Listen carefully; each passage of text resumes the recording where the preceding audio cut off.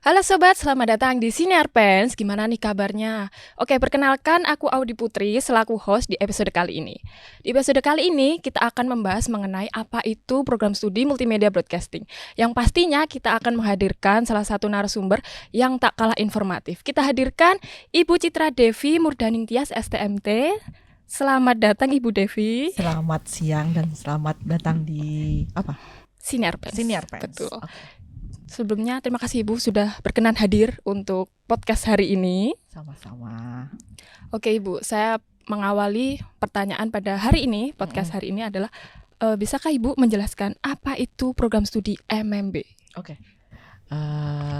MMB ya. MMB Teknologi Multimedia dan Broadcasting. Orang sering melupakan, terutama mahasiswa MMB sih. Mahasiswa MMB sering melupakan kata dan-nya. Iya. Ya nggak apa-apa. MMB sendiri multimedia broadcasting mempelajari terkait ada broadcast. Tapi kadang orang sering lupa dan orang sering terutama maba atau yang pengen masuk MMB itu kecenderungannya mereka melihat dari sisi broadcastnya.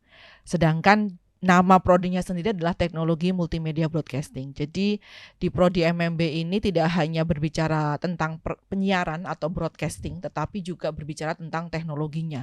Nah, teknologi di sini macam-macam. Ada teknologi broadcastnya itu dari sisi telekomunikasi, karena kalau kita berbicara broadcasting tanpa ada telekomunikasi atau dipancarkan, dia nggak akan mungkin kemana-mana. Betul. Dia akan stay di HP kita, stay di laptop kita dan sebagainya. Nah, teknologi ini bisa hubungannya dengan telekomunikasi, bisa hubungannya dengan IT. Jadi ada sisi transmitnya, ada sisi delivery-nya, itu adalah teknologi. Terlepas selain teknik delivery juga di MMB juga kita belajar animasi. Animasi yang mana juga ya hubungan dengan teknologi juga. Betul. Ya, nggak mungkin kalau kita mau bikin animasi hanya gambar saja, nggak akan mungkin jadi animasi. Iya. Pasti butuh yang namanya di-render, butuh yang namanya Wacom untuk gambar prosesnya. Iya, betul. Jadi itu kurang lebih sekilas terkait program studi teknologi multimedia dan broadcasting. Lalu untuk sejarah asal mula program studi ini dibentuk bagaimana Ibu? Oke. Kalau sejarahnya, karena saya sekilas tadi udah menyampaikan terkait ada telekomunikasi. Kalau kita mau runut sejarahnya MMB ini sebenarnya bisa dibilang anaknya Telkom. Oh gitu. Jadi kalau dulu itu, kalau telekomunikasi kan teknik banget ya. Betul. Dari sisi artnya nggak ada. Nah, kalau dibilang anaknya ini tadi telekomunikasi, teknik, teknologi, tapi juga ada art. Sehingga gabungan dari sisi teknis, teknologi, dan art, maka lahirlah yang namanya Prodi Multimedia Broadcasting. Seperti itu. Jika kita bicara mengenai broadcasting Ibu, berarti kan mungkin nanti mahasiswanya mempelajari tentang studio TV dan lain sebagainya. Nah, untuk pemfokusan pembelajaran ini mengerucut kemana Ibu? Nah, itu juga sering menjadi bahasan ya. Karena ada alumni itu ya juga menyampaikan bidangnya luas. Ya, memang ciri khasnya jadi seperti itu. Betul. Ciri khasnya jadi karena kita berbicara broadcasting, pasti konten nggak mungkin lepas dari namanya broadcasting. Tapi selain konten itu juga butuh delivery-nya tadi, teknologinya. Sehingga kalau ditanya, ya kita belajar studio TV, studio radio itu sebagai muaranya. Muaranya itu kan paling akhir ya. Iya. Jadi basic-basicnya kita juga tetap belajar dari sisi telekomunikasi, ada Siskom. Mengenai broadcasternya. Ya, broadcasternya, teknologinya. Tapi dari sisi kontennya juga kita ada belajar fotografi, ada belajar animasi, ada belajar jurnalistik bukan? Iya, betul. Bahkan juga ada publishing, meskipun sekarang publishingnya digital publishing, lebih fokus pada digitalisasinya, seperti itu. Jadi itu adalah basic-basic yang dipelajari oleh mahasiswa-mahasiswa di MMB. Dan di semester-semester akhir itu ada mata kuliah sebagai muara, karena di mata kuliah tersebut itu adalah bukan campuran ya, sebagai implementasi dari mata kuliah basic seperti ada fotografi, ada lighting, ada animasi, audio, apalagi audio video production itu sebagai basic banget, sehingga ketika udah ngomong studio TV itu Sebenarnya studio TV itu hanya nama, di dalamnya Mencakup bisa banyak. mencakup banyak aspek, banyak mata kuliah yang sebelumnya sudah dipelajari oleh mahasiswa multimedia broadcasting. Oke, tadi kan Ibu Devi menjelaskan banyak sekali hal yang dipelajari pada program studi ini. Betul. Lalu untuk lab yang mendukung Ibu, Oke. apa saja? Lab di MMB ini ada di D3 ini ada 3 lab yang bisa mendukung perkuliahan di Prodi MMB. Ada namanya Lab Media Digital. Ya, Lab Media Digital di JJ 310, ada Lab AV Production di JJ 311. Namanya aja AV Production ya. Kalau media digital itu biasanya buat animasi ya. Kalau media digital itu keseringan untuk proses animasi. Kalau di AV Production juga proses editing, record, AV, ada juga lab broadcast. Nah, lab broadcast ini namanya lab broadcast, tapi dalamnya ada dua studio. Dia 2 studio. Di situ ada 2 studio radio dan studio TV mini. Oh, kalau yang kita versi bilang kecilnya Ibu. Versi kecil. Karena kenapa kok saya bilang mini? Karena fokusnya di studio broadcast yang di lantai di D3 ini lebih pada news. Begitu. Karena kita punya lab studio yang lebih besar di lantai 11. Di lantai 11. Betul. Di lantai 11 di Gedung Pasca namanya Lab Studio Pertunjukan. Memang diperuntukkan untuk program yang relatif lebih besar dibandingkan dengan studio yang ada di D3 lantai 3. Berarti untuk fasilitas ini sudah pasti bagus dan mendukung Ibu. Insya Allah selalu kami perbarui, selalu mencoba kami perbarui dari sisi alat, sehingga alat tersebut bisa menunjang perkuliahan dan praktikum dari mahasiswa MMB itu sendiri. Apakah seluruh lab ini bisa dengan gampang, semisal ada mahasiswa, saya pengen mencoba nih di luar mata kuliah itu, bisa nggak Ibu? Atau perlu perizinan? Kalau masalah akses, semua mahasiswa MMB bisa mengakses. Tapi kalau masalah perizinan, kita tahu lab ini okupansinya juga lumayan karena kuliah juga di lab tersebut, sehingga aksesnya ya di luar jam kuliah dan peminjaman ke labnya masing-masing. Berarti perlu adanya perizinan tertulis ya Ibu, karena perlu. Mengingat alatnya juga perlu adanya. Betul, alatnya nggak murah ya. Ya semua alat juga nggak murah, semua alat. Cuma butuh apa namanya ya. Ketika kalau kita bilang mahasiswa baru yang belum pernah pegang ya, butuh ditemenin pendampingan. Betul. Baik itu dari mahasiswa seniornya ataupun memang aslabnya. Oke Ibu, tadi kan kita membicarakan banyak sekali mengenai apapun yang dibahas, apapun yang dipelajari di MMB. Betul. Lalu Ibu, untuk menyesuaikan kurikulum dengan perkembangan teknologi bagaimana Ibu? Karena kan saat ini perkembangan teknologi melalui broadcasting kan tidak hanya melalui TV, melainkan juga melalui Spotify mungkin. Betul. Atau melalui YouTube. Itu penyesuaian kurikulumnya bagaimana Ibu? Oke. Jadi kurikulum MMB terakhir disesuaikan direvisi di tahun 2022. Itu pun juga melalui masukan dari stakeholder industri dan alumni yang sudah menyebar di seluruh Indonesia. Kami juga mendatangi alumni-alumni yang bekerja terutama di bagian TV ya. Apakah TV ini saat ini masih relate sih atau masih digunakan nggak sih gitu? Apalagi kena pandemi selama kurang lebih 3 tahun, dari 2020 sampai dengan 2022. Tapi malah akhirnya dengan pandemi ini kita mendapatkan ini tersendiri. Dalam artian ternyata dengan pandemi ini malah TV mungkin dari sisi TV secara entertainer atau mungkin kalau kita bicara teknis sebelumnya mungkin akan berbeda, karena kalau dulu teknisnya mereka akan prioritas atau bergantung pada terestrial. Sekarang media delivery-nya dan tadi sudah disebutkan oleh Mbak Odi tadi bahwa ada YouTube, ada sekarang vlogger, betul, Spotify. Nah, kayak contohnya sekarang podcast ini mulai, meskipun podcast itu sebenarnya bukan teknologi atau bukan sesuatu yang dibilang baru. Iya. Itu padahal udah dari tahun 2010 atau 2012 itu sebenarnya sudah ada. Baru benar-benar booming akhirnya ketika kita mengalami yang namanya pandemi. Karena orang butuh hiburan, akhirnya ada yang namanya media podcast yang mana ya meskipun radio sebenarnya ada dialog, tapi beda konsep. Feel-nya beda mungkin feel-nya. Karena kalau kita ngomong dialog atau talk show di model radio itu kan pasti ada beda konsep, nggak intimate kalau Iya. kalau podcast gini kan lebih intimate gitu kan.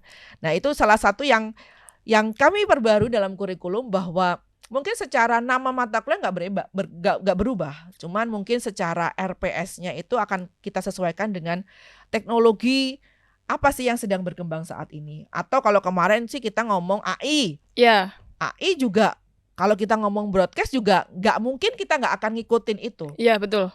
Bahkan AI ini kalau ada beberapa dosen kita diskusi, mahasiswa atau calon alumni dari MMB ini akan menjadi pengguna teknologi AI. Sehingga bagaimana caranya alumni kita ini nanti nggak gagap dengan teknologi AI itu sendiri. Iya. Sehingga ada beberapa teknologi-teknologi yang sudah dibenamkan dalam judul-judul TA. Sehingga begitu. Mahasiswa atau nantinya calon alumni ini sudah, oh ternyata kalau kita ngomong broadcasting tuh juga bisa loh kita menggunakan AI. Generate storyboard, ataupun bahkan kita berbicara bahkan sampai dengan membuat video. Oh, pengilustrasiannya Ibu Betul. bisa pakai AI. Benar, dari AI itu untuk kita nantinya memudahkan. Seperti itu. Untuk itu Ibu, kita kan sudah mahasiswa, terutama mahasiswa kan sudah mempelajari kurang lebih berapa semester. Kira-kira ada proyek khusus nggak Ibu di akhir semester? Ya, ini pun juga masih menjadi ini ya. Kalau di MMB, kalau saya kurang lebih hampir 10 tahun di MMB ini, di 5 tahun awal ya pembelajaran tetap berjalan seperti biasa. Kuliah, UAS, UTS gitu. Dan baru kami temukan ini di sekitar tahun 2021-2022. Itu pun lagi-lagi pandemi ini di satu sisi memang membawa endemi, tapi di sisi lain juga memberikan keberkahan. Keberkahannya dalam artian salah satunya dosen itu harus dituntut berpikir untuk gimana caranya memberikan cara pembelajaran yang baru kepada mahasiswa. Salah satunya namanya PBL atau PJBL, Project Based Learning gitu. Nah, kalau di MMB sendiri yang sudah sebenarnya PJBL atau PBL ini bukan sesuatu yang baru juga lagi-lagi. Mungkin adik-adik mahasiswa, teman-teman mahasiswa sudah melakukan atau mengalami di berbagai mata kuliah. Katakanlah kita ngomong mata kuliah jaringan gitu. Udah dikasih case, kalian bikin ini. Itu udah bagian dari PJBL, udah bagian dari PBL. Iya. Tapi kalau mungkin di MMB yang kerasa banget ini di studio TV. Dan mungkin bisa AV atau Studio TV 1 atau studio radio, yang mana kami memberikan project di akhir. Kalau bagaimana mungkin itu Ibu? Di studio radio nih, kalau yang pernah saya ngampu hampir 2 tahun berturut-turut tuh, saya ngasih project mereka bikin podcast. Bikin podcast seperti ini ya Ibu berarti? Ya, podcast, tapi mungkin secara peralatan nggak akan sekompleks ini ya, karena pada waktu itu peralatan juga belum banyak yang datang, dalam artian pengadaan juga belum ini. Ya kami menyampaikan seminimal peralatan yang bisa kalian lakukan di rumah. Menggunakan mic yang kalian yang miliki di rumah, kalian menggunakan laptop, kalian silakan. Mau kalian mendatangkan narasumber monggo, kalian mau bercerita monolog, tapi yang awal saya akan pengen tahu kalian mau bikin konsep apa sih? Nah, gitu. Itu salah satu temanya gitu. Itu podcast. Yang berikutnya kalau studi TV bikin project. Jadi gabungan dari 2 kelas, bahkan nggak menutup mendatangkan atau menghadirkan adik kelas sebagai pembantu pendukung, sebagai LO juga di situ untuk membuat yang namanya program TV. Ya semacam program, tapi ya nggak akan mungkin sebesar TV ya. Bebas mau bikin konser musik, mau bikin apa, intinya yang pertunjukan gitu intinya ya Bu? Pertunjukan yang menggunakan studio pertunjukan di lantai 11 yang memang juga tergolong baru. Untuk pendistribusiannya itu bagaimana Ibu? Maksudnya setelah bikin project nanti akan disiarkan melalui platform apa? Kalau studio TV ini kita bekerja sama dengan INT. Media centernya PENS, yang nanti memang ini menjadi target juga buat mahasiswa sebagai project akhir dari mata kuliah studi TV 2 untuk live di PENS TV. Di PENS TV? Betul. Wow, buat teman-teman jangan lupa saksikan project Allah. akhir untuk teman-teman angkatan berapa Ibu nextnya ini? Angkatan 2022. Ya. Jangan lupa dukung dan saksikan di mana Ibu Studio TV Pertunjukan Lantai 11 betul? Lantas plus. Oke, jangan lupa ya teman-teman. Lalu ini Bu, saya mau tanya untuk program magang. Oh, oke, magang. Iya. Magang ini juga di MMB cukup mengalami perubahan yang sangat drastis. Dari yang awalnya 1 bulan berubah jadi 3 bulan. Sampai saat ini sih masih wajib 3 bulan.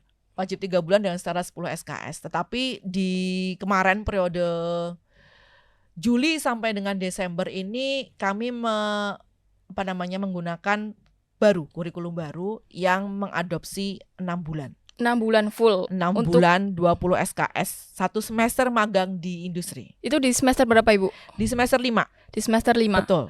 Untuk beberapa perusahaan yang sudah MOU dengan MMB ini Bu, apakah sudah banyak atau? Sejauh ini insya Allah banyak, cuma kami juga tetap berusaha memperbanyak lagi. Karena kalau kita ngomong kerjasama itu kita nggak boleh stagnan di nilai sekarang gitu.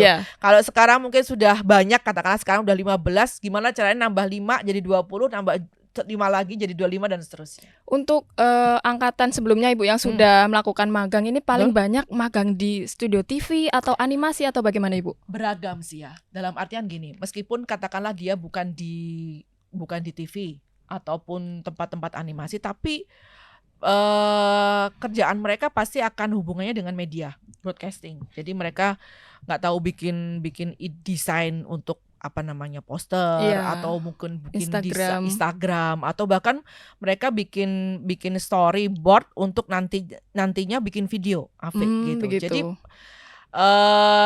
larinya pasti ke situ. Pokoknya yang nyambung dengan mata kuliah, betul Ibu? Nyambung sekali dengan mata kuliah yang pernah mereka dapatkan selama kurang lebih 4 semester di MMB. Nah, untuk magang sendiri kan merupakan salah satu contoh latihan kerja ya Ibu. Betul. Lalu untuk peluang karir, bagaimana Ibu? Nah, gak sedikit habis magang itu ditawari kerja dari tempat magangnya. Betul. Gitu. Jadi kamu mau kerja di sini gitu. Karena selama magang mereka menunjukkan keaktifan mereka, terus kreativitas mereka, jadi akhirnya nih anak cocok di sini. Gitu. Langsung ditarik. Cuma masalahnya langsung ditarik kalau mereka di semester 6 gitu mungkin cepet ya. Kan mereka masih punya 1 semester untuk menyelesaikan TA lah, itu mereka harus menunggu. Mau nggak, pertanyaannya gitu. Tapi banyak ya Ibu buat alumni yang sudah kerja dari tempat magangnya. Insya Allah banyak. Intinya banyak permintaan, banyak tawaran. Itu kembali ke mahasiswanya masing-masing. Maksudnya mahasiswa yang magang di tempat tersebut, apakah mereka akan nantinya mengambil tawaran tersebut ataukah mencari peruntungan lain tempat lain, itu kan menjadi privilege-nya mereka. Berarti bisa nih buat ngajak adik-adiknya buat masuk sini gitu ya. Tentu sangat bisa sekali. Sangat bisa. Gitu. Oke, harapan Ibu Devi untuk calon mahasiswa baru bagaimana Ibu? Atau mungkin harapan buat mahasiswa MMB saat ini? Oke. Untuk harapan mahasiswa baru, karena ini kebetulan bulan Februari ya. Iya. Semoga ini menjadi salah satu cara untuk menggait adik-adik kelas baru juga buat angkatan 2024. Prodi kami ini tadi saya sudah menjelaskan panjang lebar, tapi mungkin tagline-nya adalah tetap ada matematis, cuma nggak banyak. Tapi silahkan